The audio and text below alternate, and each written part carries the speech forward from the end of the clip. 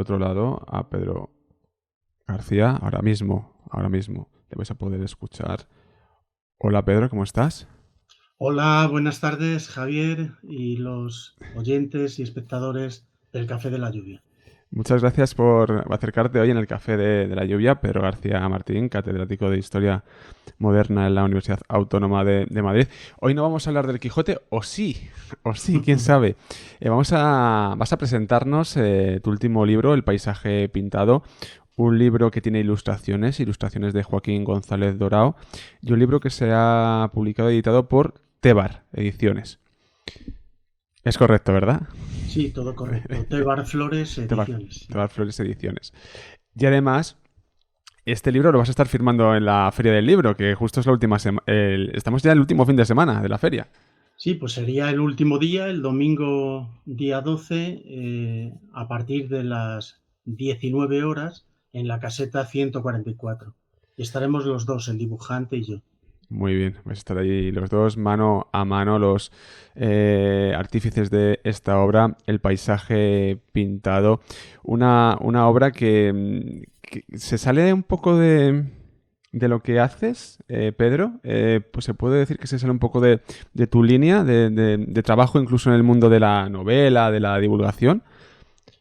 Bueno, al revés, ya había trabajado en este tema desde una perspectiva interdisciplinar que es un poco ingrata porque todos los docentes lo invocan en los proyectos de innovación, pero cuando lo tienes que llegar a la práctica, tropiezas con un tema como este, el paisaje, que es arte, literatura, filología, estética, pues es todo eso.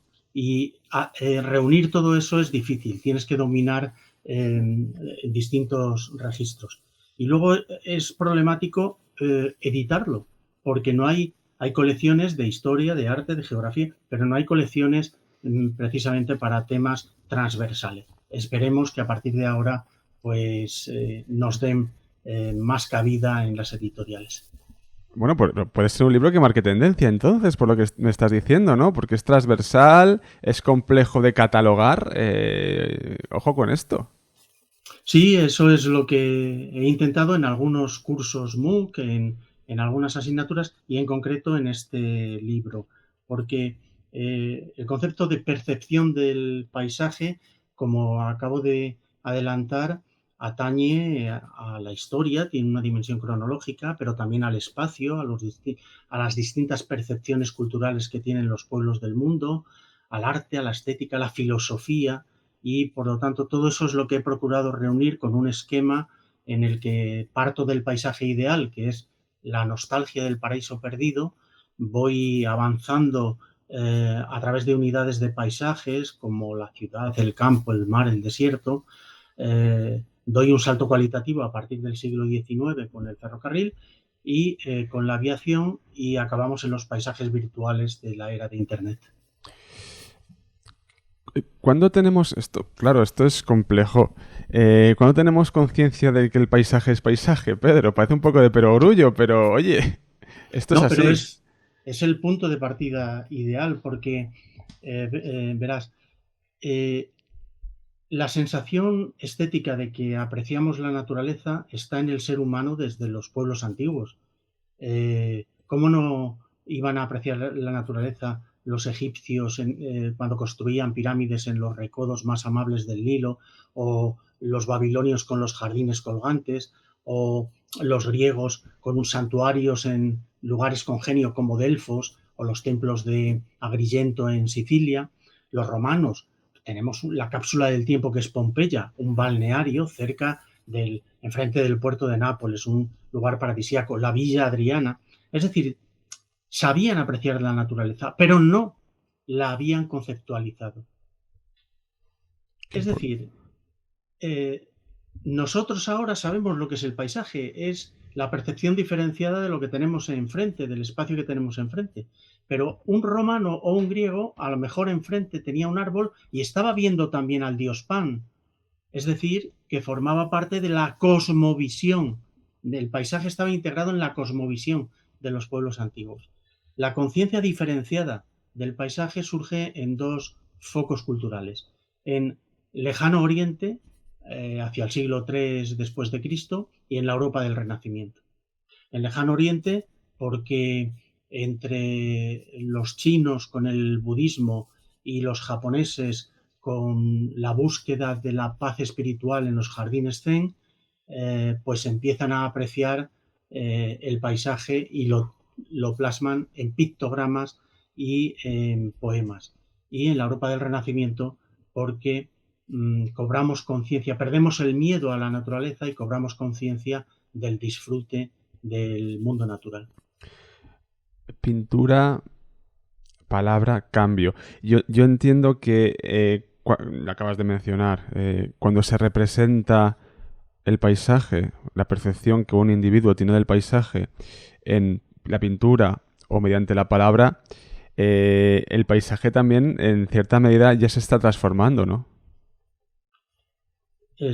Por supuesto, es la transformación con arreglo al medio que empleamos para aprenderlo, para percibirlo, para apropiarnos de él. En nuestro caso, el nacimiento del concepto de paisaje va íntimamente ligado a la pintura y a la filología. A la pintura porque en el Renacimiento los maestros dejaban a los discípulos que rellenasen los fondos, la pintura de los fondos. Pensad en la Gioconda. Veis que detrás del rostro de la modelo hay un camino que luego no tiene continuidad. Son dos paisajes, vamos a decir, de relleno, ¿no? Bueno, esta apreciación del paisaje va a ir unida a la ruptura religiosa a raíz de la reforma de Lutero de 1517. Porque en los países católicos poco a poco se le va a ir dando importancia a esos paisajes de fondo, pero en los países calvinistas, como es el caso de Holanda, como son iconoclastas, como prohíben la representación de la imagen humana, solo pueden pintar escenas de la vida cotidiana como Vermeer o paisajes. Entonces la pintura de paisajes nace en Holanda no por casualidad, sino por las restricciones religiosas que tenían. Y decía la filología porque estamos pintando, rellenando las figuras con pequeños paisajes y hay que darle nombre a ese trabajo, a eso que están haciendo los discípulos. Y es muy gracioso porque en castellano se les llama pintores de lejos, los que están pintando lo que está a lo lejos. Poco a poco surgen la palabra paisaje en español, paysage en francés, paesaggio en italiano, landscape, Landschaft en distintas lenguas, en las romances y en las lenguas anglosajonas. Pero para que nos hagamos una idea de que ese proceso fue muy lento, la palabra paisaje no se incorpora al diccionario de la lengua española hasta 1721. Jolín. Estamos hablando desde el siglo XV hasta el XVIII. Madre mía. La nostalgia del paraíso perdido. Explícanos un poco este concepto, ¿no? De ese paraíso perdido, esa nostalgia. ¿A qué te refieres en este caso? Sí, siempre que pensamos en un paisaje perfecto, surge el paraíso. Surge el paraíso. En todas las culturas, en todas las religiones, existe este concepto como el lugar ideal por excelencia, donde hay un clima benigno permanentemente, flora, fauna, no hay dolor, no estamos sometidos al trabajo, a ninguna tribulación. Bueno, en todas las religiones existe el paraíso, pero también la sensación de que lo hemos perdido. No solo es la expulsión de Adán y Eva del paraíso en la religión judio-cristiana, sino que también se da en otras culturas. Por ejemplo, entre los cristianos sabemos que el paraíso estuvo en el Génesis, pero también para los creyentes que se comporten bien lo pueden recuperar en forma de cielo. Pero para los musulmanes solo existe el jardín de Alá, que al que pueden llegar dos tipos de musulmanes, los que han peregrinado las veces preceptivas a la Meca y los que mueren en la Guerra Santa, porque en ese jardín de Alá es la prefiguración es el sueño de un pueblo beduino, porque es un oasis de placeres carnales y materiales, lleno de palacios y de huríes. Y los hebreos pues sitúan la Edad de Oro al principio y al final, pero también piensan, como es el pueblo del Éxodo, que el paraíso sería la restauración nacional. Para algunos, el paraíso es el propio Estado de Israel. Divides, digamos que el grueso del libro está dividido en dos partes. La primera es la división espacial de los paisajes, el mundo oculto, y la segunda es la división espacial de los paisajes, el mundo inculto. ¿Por qué esta Sí, diferenciación? Cuéntanos. bueno, desde la antigüedad el ser humano ha tenido una percepción frontal del paisaje. Quiero decir, el caminante, el navegante, el, el paseante, siempre miraba de frente, en pos del horizonte, lo que había en lontananza. Bueno, a partir de esa percepción frontal, para estudiar las unidades de paisaje, vamos a distinguir las que pertenecen al mundo oculto en el sentido de cultivado, tanto materialmente, físicamente, como desde el punto de vista cultural, de las unidades del mundo incontaminado, más o menos incontaminado, más desconocido, hasta llegar a la época contemporánea. Las unidades del mundo oculto son el campo, el medio rural, la ciudad y los jardines. Y las del mundo inculto o incontaminado, el mar, el desierto y la montaña. Y todo esto cambiará con la revolución icónica que se produce en el siglo XIX. Si quieres, analizamos algunas de estas unidades. Yo te quería preguntar, a lo mejor me matas, por algunos conceptos, y ahora vamos a seguro que están dentro, ¿eh? Porque la Arcadia, lo ¿Mm? que es la construcción de la Arcadia, que a mí me parece fascinante, ¿no? Y en la época que tú trabajas, digamos que ahí se aborda mucho esta Arcadia, tanto en los textos como en el arte. Has hablado antes del paraíso perdido. Yo no sé si está ligado a ese propio paraíso perdido o es otro concepto diferente. Lo que es la Arcadia, un mundo idílico, en definitiva, ¿no? Que estamos también en los bosques. De ello hablas en el libro. Sí, es que la Arcadia, la Edad de Oro, la división del mundo cronológicamente por la nobleza de los metales, esto hunde sus raíces en el mundo grecolatino, en la mitología. Y el paraíso, de alguna manera, es una creencia religiosa en esa edad primigenia. Eh, ¿Por qué asociamos los metales, la calidad de los metales a los tiempos? Pues empezaron los romanos, la edad de oro era la época de esplendor, la edad de plata también, pero iba decayendo, la de bronce entraba en decadencia y acabábamos en la de hierro. Siempre se habla de la edad de hierro para los malos tiempos. Tú recordarás, has estudiado historia, que se hablaba del siglo XVII como una edad de hierro por la crisis diferencial, la guerra de los 30 años. Se ha hablado de un tiempo de hierro y de un tiempo de acero cada vez que ha habido una crisis mundial, ¿no? de gran calado. Pero estas ideas de edades con arreglo al paso de la historia nacieron en la antigüedad, pero las reafirmó Petrarca mediante su concepción de la historia. Entonces Petrarca lo que quería era ensalzar la luz de la antigüedad frente a la sociedad medieval en la que vivía él. Y esa sociedad estaba mediatizada por la Iglesia. Por eso acuñó el concepto de Edad Media como Edad Oscura. Para él, la Edad Media era un tiempo oscuro, eran tiempos malos, con un papado dividido, con la lucha entre el imperio y el papado, mientras que la edad de relumbrón, de brillo, era la antigüedad grecolatina. Pero esto lo hemos heredado. Tú sabes que en los planes de estudio todavía se habla de la edad antigua, media, moderna, Sí. contemporánea. O sea, todo el mundo reniega de ello, pero estamos citando a los clásicos. Sí, sí, es cierto, es cierto. Por tanto, la Arcadia, hablas también, abordas ese medio rural, nos hablas de las ciudades sagradas, ideales y reales. Coméntanos acerca de estas ciudades, Pedro. Danos algún ejemplo. Sí. En, En esta unidad de paisaje que es la ciudad, tenemos que distinguir tres tipos. Por un lado está la ciudad simbólica, la ciudad perfecta, que es Jerusalén. Para las grandes religiones monoteístas es Jerusalén, porque para unos fue el escenario de la pasión de Cristo, para otros fue el lugar desde donde Mahoma ascendió a los cielos.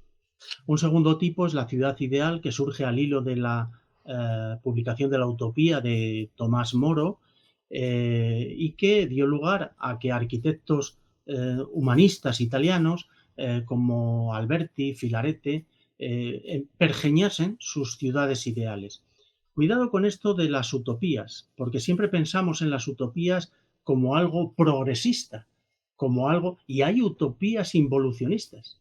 Había algunos proyectos de ciudad que concebían la estructura de los pisos, que luego se han dado, la estructura de las casas en tres bloques con arreglo a los estamentos sociales, los señores, los eclesiásticos y la parte más desagradable para el tercer estado. Esto luego se ha plasmado en las ciudades. Si tú ves las casas holandesas, son muy verticales por el que es muy caro el precio del suelo en Ámsterdam, y estaban pensadas para que el burgués tuviese a la altura de los canales la posibilidad de embarcar y desembarcar las mercancías. O si ves las casas parisinas del siglo XIX, que todavía nos siguen gustando, vemos pues cómo en el primer piso estaba la planta noble y en la buhardilla estaba el artista bohemio que no tenía para vivir. Y de todos esos proyectos utópicos solo quedó una ciudad, Palmanova, Palmanova en el norte de Italia. Y en tercer lugar, y con eso termino, está la ciudad real. Y la ciudad real pues siente orgullo cívico. ¿En qué lo plasmamos? Pues en los escudos municipales, en los adornos, en los logos. Y esto nos lleva a plantearnos, por ejemplo, una pregunta que yo solo hago a los alumnos: ¿desde cuándo tienen nombre las calles? Porque ahora enseguida, ahora lo miramos por móvil, pero también le elevamos la vista y vemos calle Marqués de la Ensenada, calle Plaza. ¿Desde cuándo tienen nombre? Y la respuesta es más sencilla. Siempre han tenido nombre. Siempre, desde la antigüedad. Nada más que antes no lo tenían en una plaquita, sino en la memoria colectiva. Y se hablaba en Atenas o en Roma de la calle ancha, la calle estrecha, la calle del Coliseum, la calle de la iglesia. Luego en la Edad Media surgen los oficios y las calles tienen el nombre de los madereros, de los carpinteros, de los bordadores y demás. Y finalmente la revolución liberal burguesa coincide con la invención del correo. Y entonces tú ya no puedes mandar una carta a la calle ancha. Tienes que decir a la calle tal, número tal, piso determinado.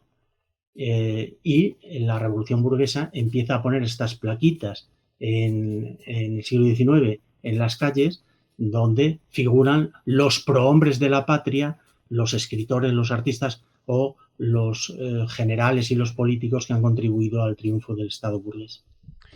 Madrid, la villa de Madrid, estoy recordando el Teixeira, el plano. Antes en las casas se podían ver incluso los comunistas tenían huerto, ¿no? Lo que es un huerto, un jardín, un pequeño jardín. Te comento esto porque también lo abordas en el libro. ¿Qué relevancia tenía en aquella época en concreto, en esa época que tanto has trabajado y sigues trabajando, los jardines y esos huertos?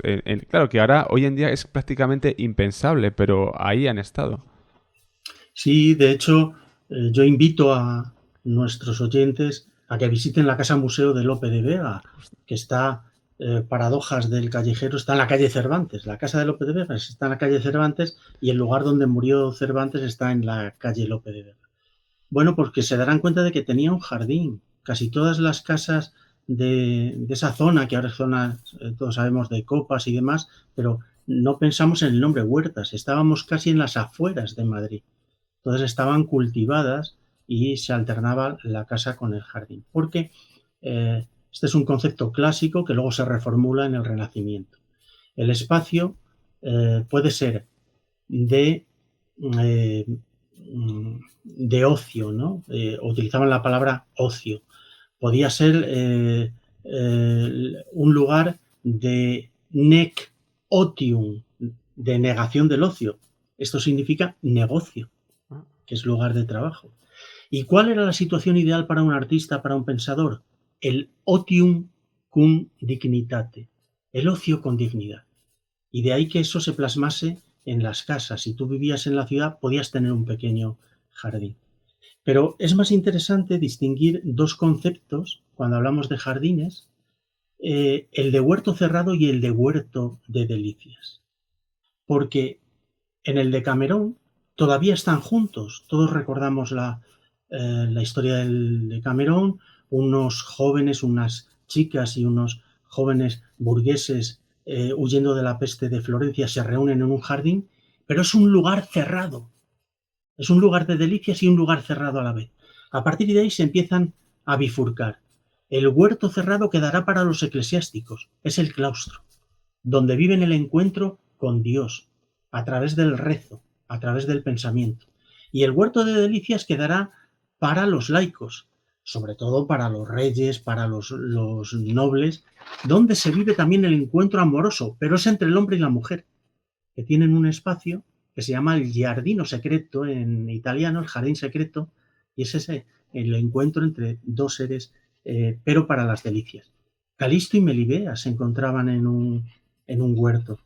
Y lo que sí me gustaría, para cerrar este aspecto de los jardines, es un nuevo concepto que en la actualidad utilizamos como sinónimo, el parque. Es que un jardín y un parque no es lo mismo. El jardín era un sitio privado, particular, acotado para disfrute de sus dueños. El parque es un concepto democrático que surge con el triunfo de la Revolución Liberal Burguesa en el siglo XIX, donde uno de sus principios es todos somos iguales ante la ley. Por lo tanto, los ciudadanos somos iguales ante los pulmones verdes de la ciudad y nos habilitan espacios donde poder respirar del trasiego urbano. Luego, parque es un concepto público, jardín es un concepto privado. Fíjate, no quería salirme de aquí sin otra cuestión que me parece muy interesante y es también la necesidad, entiendo, de que nosotros tengamos que moldear el paisaje, es decir, porque hablamos de jardines, esos jardines que se crean bajo plano con estatuas, estoy acordándome ahora, o parques también, que aquí me diferencias, pero Bomarzo, por ejemplo, que además aparece en el libro, Bomarzo, con unas ilustraciones preciosas. Esa necesidad de controlarlo, absolutamente todo, nos ha seguido también a lo largo de la historia, ¿no? Sí, los ríos utilizaban la expresión genius loci, lugares con genio. Lo que decía al principio, hombres y dioses estaban ocupando el mismo espacio y cuando se habilitaba un santuario como Delfos o cuando se construía un templo o luego ya con el monacato, se buscaban espacios con carácter, espacios habitados por espíritus benignos y malignos, ¿no? A medida que el hombre va interviniendo en la naturaleza, la va domesticando. Y con los jardines ha pasado lo mismo. Cada vez son más labrados. Pero es una historia, la historia del jardín es una historia pendular, porque, por ejemplo, el jardín renacentista está lleno de fuentes enigmáticas, hay que superar pruebas para encontrar la sabiduría. El libro paradigma en este sentido es El sueño de Polifilo, va superando pruebas para encontrar la sabiduría. Bomarzo empieza a ser ya un jardín más salvaje, más manierista, con esos monstruos que nacieron de la imaginación del duque Orsini, Vicino Orsini, y luego entramos en la ilustración y es el jardín racional, que somos deudores del mismo. Este que está cortado el césped, que están cortados los arriates, que forman caprichos geométricos. Es domesticar demasiado la naturaleza, es como los bonsáis.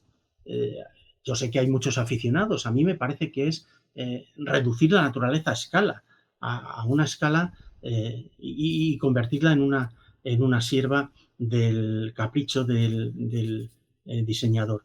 Y volvemos al 19 y surge el jardín inglés que pretende ser aparentemente salvaje, pero estamos en la misma dinámica hasta llegar a la actualidad. Leía recientemente un libro de un especialista en jardines que decía, he volado entre Montreal y Los Ángeles y a vista de pájaro, todo el paisaje que tenía a través de Estados Unidos era igual.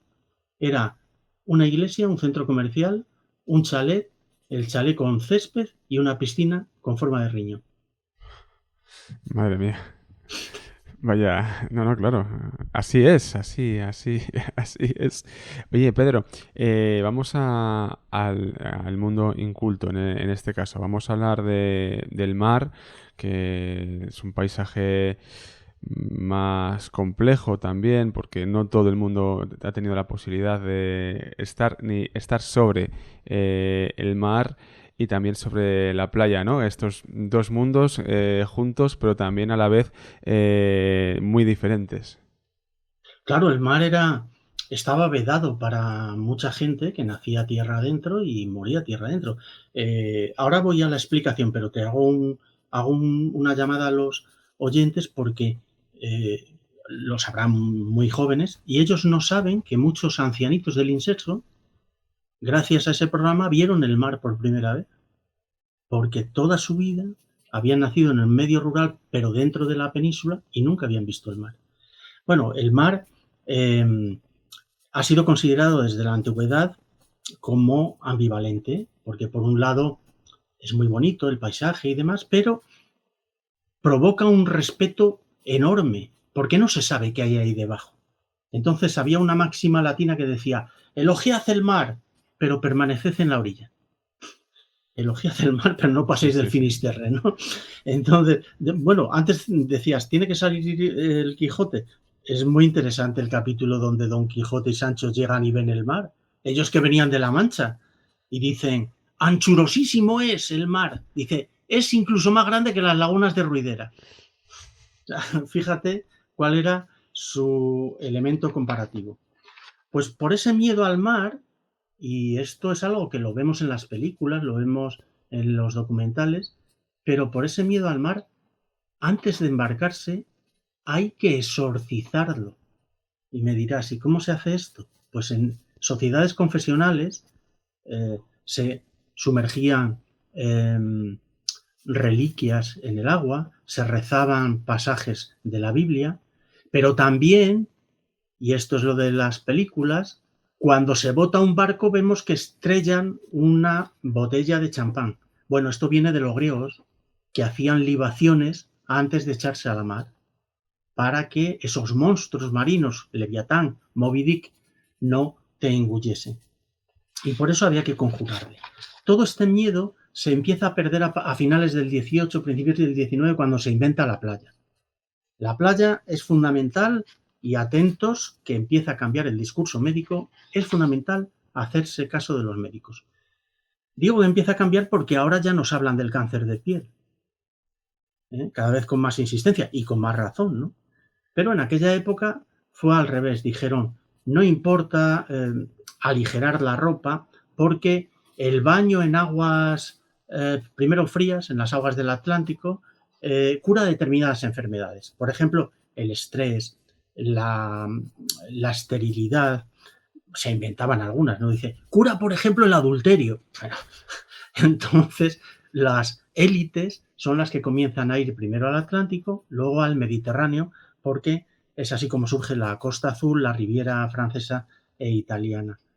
Y a finales del siglo XIX lo que se inventan son los deportes y surge también la cultura del ocio, hay carreras hípicas en la playa, hay regatas y además como son élites pudientes llevan consigo las distracciones que tendrían en la ciudad y de ahí que surgiera el Casino de Montecarlo y de ahí que hubiese óperas, temporadas de ópera, de teatro, de ballet en el lago de Como o en Niza, ¿no? Y solamente cuando se crean las vacaciones pagadas, estamos hablando del año 36, por el gobierno francés, empiezan en distintos países a pagarse las vacaciones a los obreros, se produce el culto al cuerpo y el descubrimiento de la playa para todas las clases sociales, porque ya al disponer de sábado o domingo, un obrero modesto puede ir en un tren de tercera hasta un lugar de playa, bañarse y volver a la ciudad, o hacer un picnic como hemos visto en películas y en obras de teatro.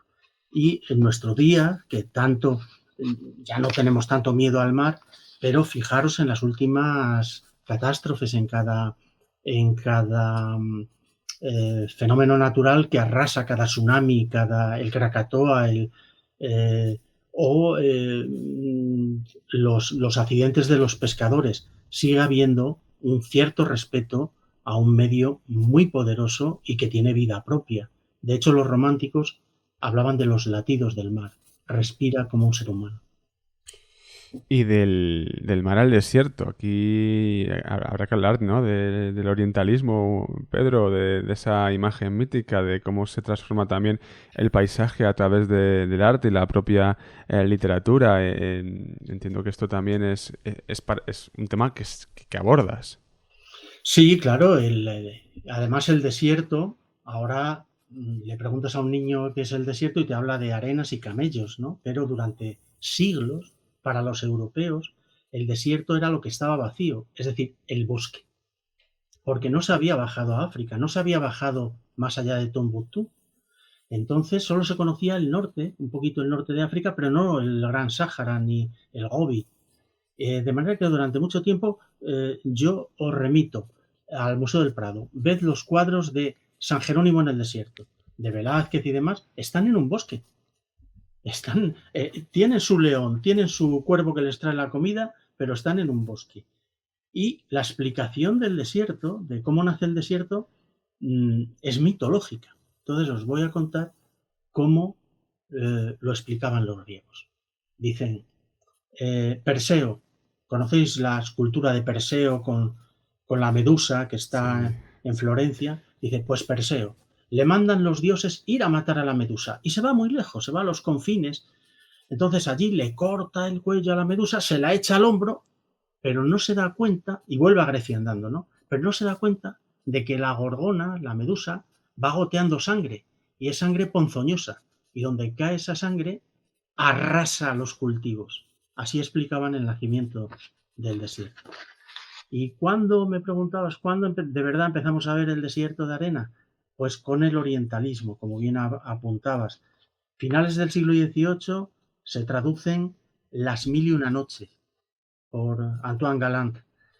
Sabemos que son cuentos eróticos, pero ya te habla del mundo oriental, de ciudades mágicas, de los viajes de Sinbad el marino, y esto hace que Montesquieu publique sus cartas persas y que más adelante haya una campaña napoleónica en Egipto, ya con una finalidad no solo militar, sino científica, y poco a poco se vaya descubriendo lo que es el desierto tal como lo conocemos ahora. Pero a veces se daban paradojas. Cito solo una.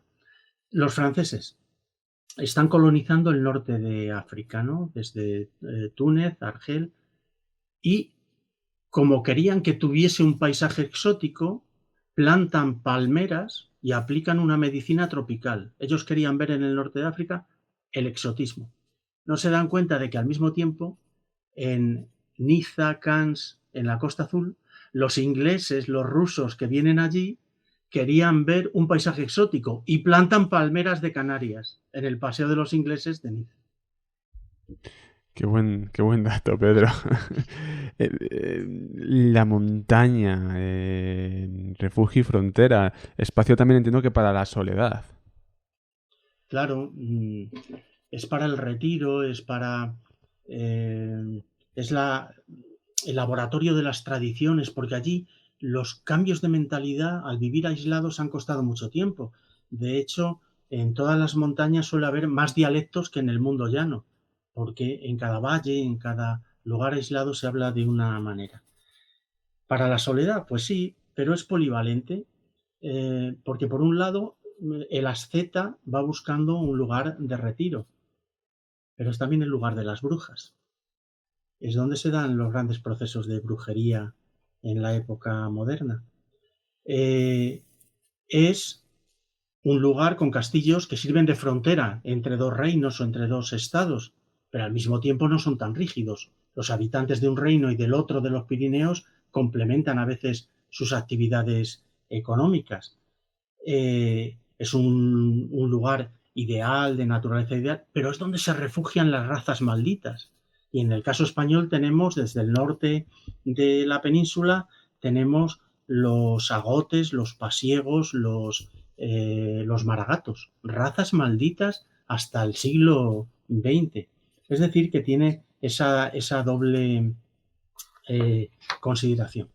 Y cuando nos pasa un poco como con el desierto, cuando apreciamos los valores naturales, siglo XIX, surge el primer parque natural, que es Yellowstone, y el primero en España, que es Covadonga.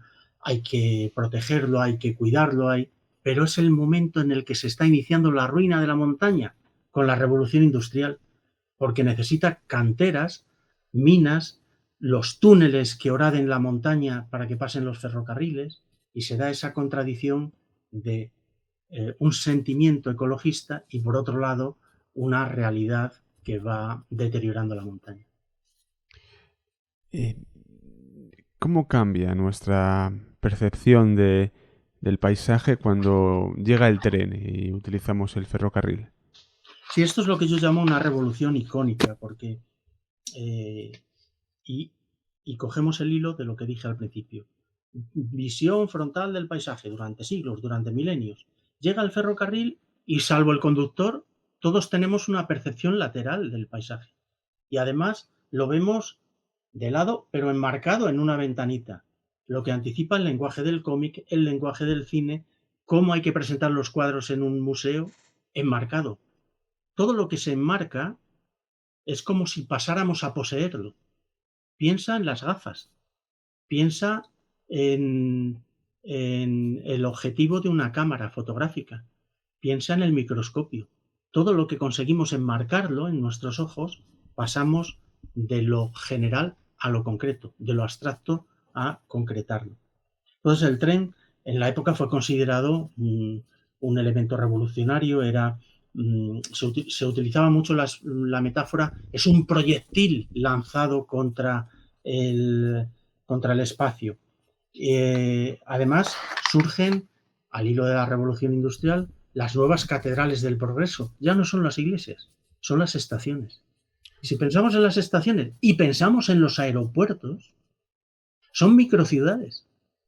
Microciudades, tenemos todo en ellas, podríamos vivir en ellas. Sabes que hay películas de gente que se ha quedado colgada, pero es que tienes servicio sanitario, comisaría, centros comerciales, dan todo el tipo de servicio que te podría dar una ciudad. De manera que la estación te da una sensación de que las provincias se prolongan hasta la capital y la capital se aleja hacia las provincias. Y un viaje en tren en aquella época, en el 19, era como comprar una entrada para un teatro. Tú te arrellonabas en tu asiento y te preparabas para ver un espectáculo. Ese espectáculo era el paisaje. Iba pasando el paisaje y hay trenes míticos como el Oriente Express, donde la variedad de paisajes, o el Transiberiano, son tan largos los recorridos que la variedad de paisajes era enorme.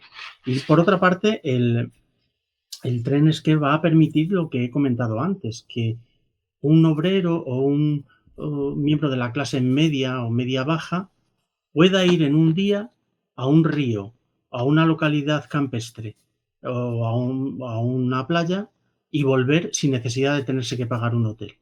Luego, aunque viaje en unas condiciones evidentemente más incómodas que los viajeros de primera, pero eso va a dar una movilidad y va a democratizar el viaje. ¿Cómo surge el paisaje vertical?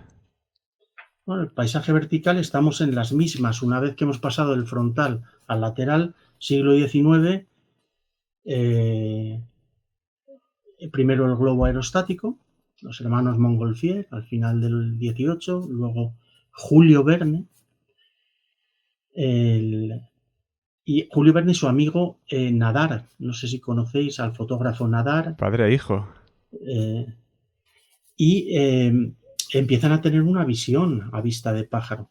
Pero es que, claro, las novelas de Julio Verne son las 5 semanas en globo, pero que luego continuaron con De la Tierra a la Luna. Cuando llega al cine, Méliès hace esa película también del viaje a la Luna, que es muy premonitorio, porque la forma de celebrarlo, bueno, los habitantes de la Luna son muy naif, era como se imaginaban en aquel entonces, pero la forma de preparar, de reunir a los científicos y luego realizar el viaje y volver a la Tierra y ser recibidos en olor de multitud, yo remito a que veáis la fase final de la película de Méliès, le arrojan papelitos, es como el paseo de los astronautas por la Quinta Avenida, se les recibe con el mismo júbilo y de la misma forma.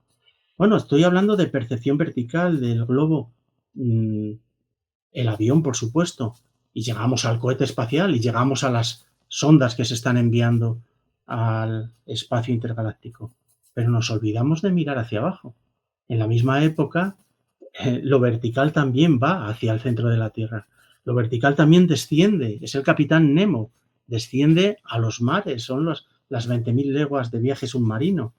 Y se concreta, en el XIX es teoría y es novela, pero en el siglo XX tenemos a Cousteau, que muchos de nosotros de niños hemos visto los documentales con su batiscafo, y ya con los avances que hay ahora, los mini submarinos y demás, empezamos a conocer el lecho de la mar, los peces abisales, la belleza de los atolones de coral. Fíjate, hay un libro. Estamos hablando de gente que nos gusta mucho la docencia. Hay un libro de 1906 de una premio Nobel sueca, de la escritora Selma Lagerlöf. Bueno, el libro se titula El maravilloso viaje de Nils Holgersson. Entonces, a esta premio Nobel, el gobierno, el Ministerio de Educación sueco, le encarga un libro de geografía para los niños. Tienes que escribir un libro, se ha hecho famosa, tienes que escribir un libro de geografía. Y ella idea que un niño muy travieso está siempre incordiando a los animales de una granja y llega una bandada de gansos y por un hechizo se vuelve pequeñito y le montan en la cabeza de un ganso, en el cuello de un ganso, y recorre Suecia. Entonces el libro de geografía va describiendo las regiones, pero vistas desde el espacio. Estamos en 1906, la percepción vertical del paisaje. Madre mía, Pedro. Hemos tenido una visión, digámoslo así, global del libro para profundizar. Está el libro que, por cierto, recuérdanos, este domingo vas a estar en la Feria del Libro. Sí, en la caseta 144 a partir de las 19 horas, a partir de las 7. ¿Cómo es trabajar con un ilustrador? ¿Cómo os compagináis, ¿no? A la hora de abordar el libro? Ya vamos un poco también a cómo se ha realizado el libro. Sí. El proceso de creación ha sido muy enriquecedor para las dos partes. No nos conocíamos personalmente. Yo hace años que compraba algunos de sus cuadernos de acuarelas. Él va recorriendo diversos países y va editando los cuadernos, pero sin texto, solo con pequeñas anotaciones a pie de acuarela. Y entonces le ofrecí la posibilidad de hacer este trabajo conjunto. Yo me encargaba de los textos, él le iba sugiriendo al hilo de los textos algunas de las escenas, algunos de los paisajes, y él buscaba en su archivo o creaba nuevas acuarelas exclusivamente para el libro. Él me las enviaba, yo las insertaba dentro del texto, pero luego intervino también el editor Álvaro Tebar para hacer un último trabajo de maquetación. Y el resultado es una preciosidad, porque a veces las acuarelas se meten en el texto y otras es al revés, es el texto el que se difumina entre las acuarelas, de tal manera que algo que yo he defendido en los libros de historia desde siempre y que lo llevé a cabo en una historia de las cruzadas, es el diálogo entre imagen y texto. Porque en los libros tú sabes que normalmente te ponen unas imágenes en las páginas centrales que son para ahorrarse dinero, para que sean unos pliegos en color y todas juntas. Pero esas imágenes no te dicen nada nuevo. no dialogan con el texto. Te están hablando, te ponen la imagen de Carlos V en Milver o te ponen las Meninas y son siempre las mismas, no te añaden nada nuevo. En este caso, dialogan y tienen vida propia y vida conjunta. De manera que el resultado yo creo que ha sido espectacular y a lo mejor llevamos a cabo a un proyecto futuro. Bueno, esto pinta muy bien. ¿Cuál es tu paisaje pintado favorito? Bueno, eso se lo pregunto yo, eso se lo pregunto a los alumnos en algunas asignaturas interdisciplinares e internacionales, porque las respuestas son muy interesantes, muy interesantes. Ahora lo comentaré. El mío favorito es que hay tantos y tantos, muchos de los que están aquí recogidos son los favoritos. Bomarzo, el Duomo de Florencia. Yo descubrí la belleza, la estética me refiero, sí, con una beca postdoctoral en Prato, que está cerca de Florencia. Entonces yo nunca había llegado a Florencia, de repente bajo en la estación de Santa María Novella y me voy acercando al Duomo y veo una gran naranja que cada vez era más enorme y claro, era la Catedral de Santa María de Fiore. Entonces mis paisajes, por si tengo que decir uno, pues sería ese, visto desde las colinas de Fiesole o subiéndote al campanile del Giotto, subiéndote a la linterna de Brunelleschi, el paisaje que se ve desde ahí, el de la Toscana, que es un paisaje espectacular y muy bello desde el punto de vista artístico. Pero debo decirte una cosa, un texto muy interesante. Decía Lucien Febvre, el historiador, Sí. dice, si Homero levantara la cabeza, dice, y se metiera en un crucero actual, no reconocería nada, porque en la época de Homero no había ni cipreses, ni berenjenas, ni tomates, ni pimientos que han ido viniendo de América. Entonces, es un buen ejemplo para ver cómo el paisaje va cambiando y transformándose continuamente. Cuando contemplas un paisaje, ¿qué sientes? Puede ser un paisaje dantesco también, ¿eh? Es que no siempre pensemos en positivo. Pues desde luego, una de las, esto me viene bien para comentar un aspecto, y es, yo propongo un método para contemplar los paisajes. Te pueden gustar más, menos, fíjate el desarrollo en los años 60-70 del feísmo en España. O sea, unos paisajes horribles, han destrozado los pueblos, han destrozado las ciudades con unas arquitecturas y con unos materiales que hoy se consideran contaminantes. Amianto, aluminio, etcétera, etcétera. Bueno, el método que yo propongo cuando tú estés delante de un paisaje es que lo analices por los 5 sentidos. Que no te quedes solo en la visión. La vista es lo más eh, directo en la contemplación de un paisaje. Pero aplica un método que no lo he inventado yo, lo inventó Aristóteles. Asocia la vista al entorno, al conocimiento del entorno, el oído al sonido y a la música, el gusto a la alimentación y la gastronomía, el olfato a la botánica y a la perfumería y el tacto al amor carnal. Y entonces vas a percibir ese paisaje por todos los sentidos. Bueno, lo anotamos para a partir de ahora tenerlo todo en cuenta a la hora de analizar y contemplar un paisaje, Pedro. Ha sido un placer charlar contigo sobre este libro. Estás en la feria este domingo, ya la última de las últimas. Porque a mí me gusta siempre ver, ¿no? ¿Con qué? ¿Estás ya con cosas Sí, nuevas? sí, sí. Bueno, para Navidades saldrá un libro sobre leyendas de los mapas, Bueno, que es un recorrido por la historia de la cartografía, pero intervenida por la literatura. Es bueno. decir, que sí hay parte de historia de cómo han ido evolucionando los mapas, pero también hay relaciones de los mapas y el concepto de imperio. Cualquier imperio desde la antigüedad hasta ahora tiene que conocer el territorio y conocer el territorio de los enemigos para poder conquistar, para poder defenderse. De ahí que la mejor cartografía haya sido siempre la militar, nos guste o no nos guste, es así. Luego las relaciones, por ejemplo, entre mapas que informan y mapas que desinforman. Porque siempre pensamos en los mapas, nos vamos a orientar con un plano de ciudad, No, hay mapas que están hechos por espías para todo lo contrario, para confundir al enemigo, mapas falsos. Y, en fin, todo ese universo que rodea al mundo de la cartografía, que es tan atractivo. Y el otro proyecto, brevemente, quizás salga de aquí, ¿no? Lo voy a titular Las andanzas del licenciado Vidriera, el personaje cervantino. Sabes que el viaje que él hizo es el que hizo Cervantes, entonces es un recorrido donde yo me convierto en viajero, voy a recorrer esos lugares y voy a comprobar si han cambiado o no han cambiado, mucho o poco, en 400 años. Bueno, bueno. O sea, que vas a ir personalmente. Está casi terminado. Ah, ya ha sido. Vale, ya, vale. Bueno, qué maravilla, qué maravilla. Pues ya nos contarás, ya te leeremos, Pedro. Oye, muchas gracias por tomarte este café con nosotros, que esta es tu casa, ya lo sabes. A vosotros y nada, encantado, y seguiremos en contacto Por supuesto.